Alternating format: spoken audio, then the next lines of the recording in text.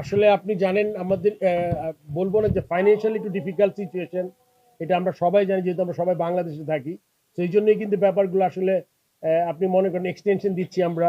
আমরা চাই যে আমাদের জিনিসটা আমাদের পারপাসটা সার্ভ হোক, প্লাস বিপিএল টিমগুলোর জন্য যাতে এক্সট্রা প্রেশার না হয়, সেই জন্য আমরা জিনিসটা বানাচ্ছি। তবে এটা মনে করবেন যে আমরা ডেফিনেটলি এটা টাইম বাড়ানো সাথে সাথে আমরা ট্রাই করব তাদের কাছ থেকে ব্যাংক গ্যারেন্টি নিয়ে যাওয়া।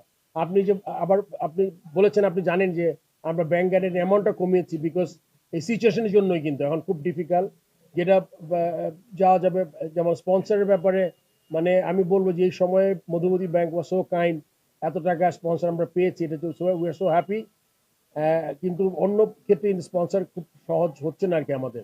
এটা আমাদের বোর্ড লেভেল হোক বা বিপিএল এর টিমগুলোর জন্য হোক, এগুলো সব বিবেচনায় এনে আমরা এবার একটু সহজ করার চেষ্টা করেছি সব জিনিস সব দিক থেকে। জানেন যে টিমগুলা নাই এবার, আর লোকাল প্লেয়ারদের যে টাকাটা ক্রিকেট বোর্ড পেমেন্ট শুরু করেছে অলরেডি 25%। আপনি যদি জেনে থাকেন 25% টাকা আমরা দিয়েছি লাস্ট ইয়ার পেমেন্টের কথা বলছি। সো এটা ফেজ বাই ফেজ, এটা আসলে বোর্ডের উপরে বর্তায়। সো এটা আসলে বোর্ড আর ফ্র্যাঞ্চাইজি মিলে ডিসকাস করে নিবে কি হবে।